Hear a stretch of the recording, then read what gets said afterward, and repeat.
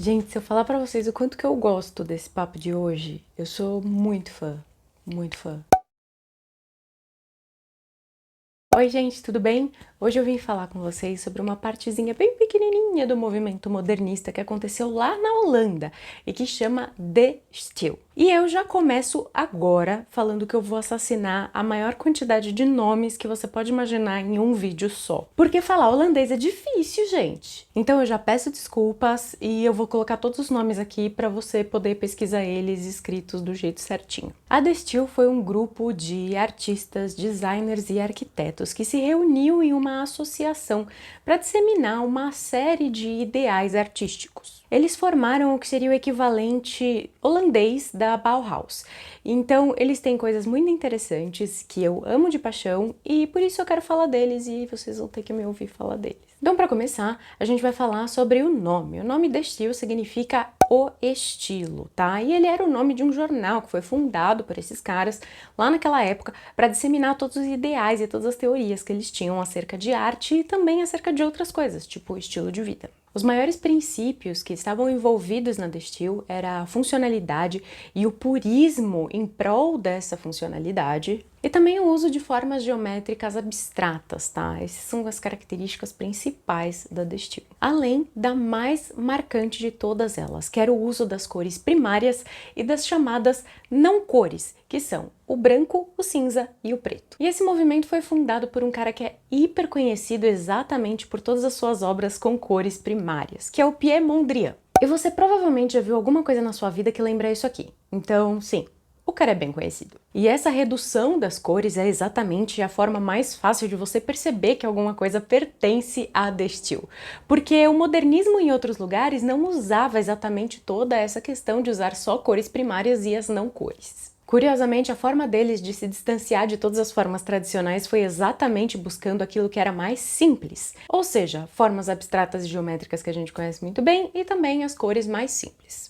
E os ideais da De Stil não só se aplicavam à pintura, mas também à arquitetura, ao design de objetos, ao design de produtos, tudo isso. E ainda a De Stil falava de estilo de vida. Junto com o pintor Theo van Doesburg, o Piet Mondrian fez um manifesto da De Stil. Nele, ele dava o nome de neoplasticismo para toda essa estética que envolvia a De Stil, mas ele também falava um pouco sobre formas de viver, o que é um negócio bem interessante. Esse manifesto foi assinado por todas as pessoas que participavam da De Stil naquela época, mas a De Stil tinha um pequeno problema, chamado rotatividade. A real é que muita gente entrou e saiu da De Stil, e em uma dessas entrou uma das pessoas que vai ser um dos maiores ícones desse movimento artístico. O Gerrit Rietveld era um arquiteto e designer que tinha um baita gosto por marcenaria. Ele foi muito influenciado em todas as suas criações pelos ideais do neoplasticismo. E ele não só projetou vários móveis super icônicos, como também o único edifício completamente baseado nos princípios da De Stil.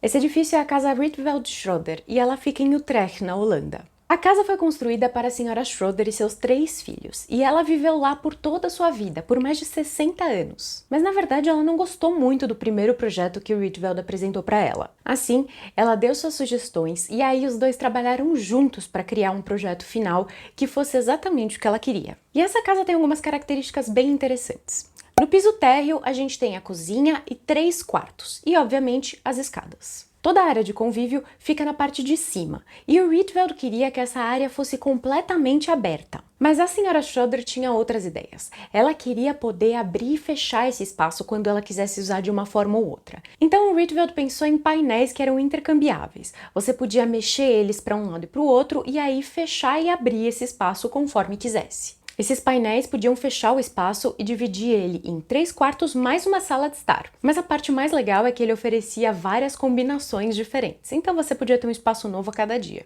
Outra coisa super interessante dessa casa é que a senhora Schroeder queria algo que se confundisse a parte externa e a parte interna da casa.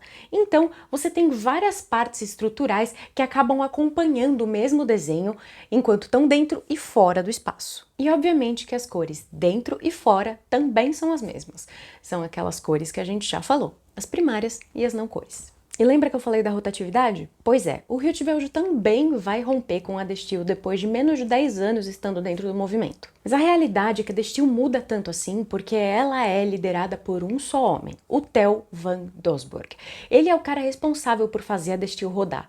E ele também resolveu introduzir uma série de ideais, de princípios diferentes com que as pessoas não concordavam. E aí todas essas teorias, filosofias, esses conceitos estéticos que ele estava tentando introduzir na Destil faziam com que outras pessoas que não concordavam saíssem. O Van Doesburg ele é tão importante para esse movimento que o movimento não vai se propagar depois que ele morre. A Destil termina exatamente quando Van Doesburg termina. Mas todos os seus membros continuaram carregando uma série de princípios da Destil para frente em todas as suas obras, em todos os seus designs, em todos os seus edifícios. Como é o caso, por exemplo, do Rietveld e do Mondrian. E esses princípios também vão influenciar o trabalho de várias outras pessoas que eram de fora desse movimento. Isso porque eles foram propagados por esses membros. Inclusive, o Theo van Doesburg foi para Bauhaus para divulgar a Destil. Então tem várias pessoas que você conhece por aí que adoravam esse movimento também. E eu juro que eu vou fazer um vídeo só para Bauhaus, gente, prometo. Mas enfim, eu posso indicar para vocês dois arquitetos dos quais a gente já falou aqui que sempre adotaram alguns princípios da Destil em seus designs. O primeiro deles é o Mies van der Rohe. Eu não sei se vocês lembram dessa casa aqui. E o segundo é o Charles Eames, do casal Eames, que fez a casa Eames, também baseado em alguns princípios da Destil. E se você não lembra deles, eu vou linkar aqui os vídeos para você ir lá relembrar. Mas enfim, quais são as obras mais icônicas da Destil? A primeira delas, com certeza, é a cadeira vermelha e azul do Gerrit Rietveld. Dele também você deve conhecer a cadeira zigue-zague. E outra que também é famosíssima é a Crate, que inclusive existem várias pessoas que gostam de montar aí por conta própria. Uma obra arquitetônica muito influenciada pela Destil também é o Café de Unie, em Roterdã, feito pelo Jacobus Ude. E aí a gente precisa falar um pouquinho do Mondrian, que fez duas obras que são hiper icônicas e provavelmente as mais revolucionárias de toda a sua carreira, que são as Boogie Woogies. A primeira é a Broadway Boogie Woogie e a segunda é a Victory Boogie Woogie, que não foi terminada porque ele faleceu antes do seu fim. Esses dois quadros são considerados as obras mais brilhantes e revolucionárias de toda a sua vida. Por fim, eu quero falar de duas curiosidades super, hiper interessantes. Quando a gente fala de um grupo, de um movimento artístico, a primeira coisa que vem na mente de todo mundo é um monte de gente brilhante sentada num café, fumando um cigarro, tomando um cafezinho, em loco, né? Pois é, mas a Destil foi movida a cartas. Muitos de seus integrantes sequer se conheciam. Por exemplo, o Mondrian e o Gerrit Rietveld nunca se viram na vida. E talvez isso tenha sido um dos motivos porque foi tão difícil de se preservar a Destil depois da morte de Van Doesburg. Mas esse também é um ótimo incentivo em tempos de pandemia, porque afinal, se os caras conseguiam formar um movimento artístico de relevância universal à base de carta, você consegue tomar uma cerveja por videochamada, né? A segunda curiosidade é sobre Mondrian. O Mondrian é considerado uma das pessoas mais influentes do modernismo em todo o mundo, inclusive tendo influenciado inúmeras criações por aí, desde vestidos da Yves Saint Laurent, bolsas da Hermès, até tênis da Nike. Além disso, ele foi homenageado dando nomes a softwares, aparecendo em capas de CDs e até com uma pequena aparição em Star Trek The Next Generation. Mondrian faleceu de pneumonia em 1944 e em seu velório tinha algumas pessoas que são mais ou menos conhecidas, sabe? Marc Chagall, Marcel Duchamp, Fernand Léger e Alexander Calder. Turminha boba, né? Enfim, gente, o vídeo de hoje termina por aqui. Eu vou indicar para vocês os vídeos em que eu já falei de outras partes do modernismo, caso vocês queiram dar uma olhada. E se vocês gostaram desse vídeo, curtam, compartilhem e se inscrevam no canal. Beijo, gente! Tchau, tchau!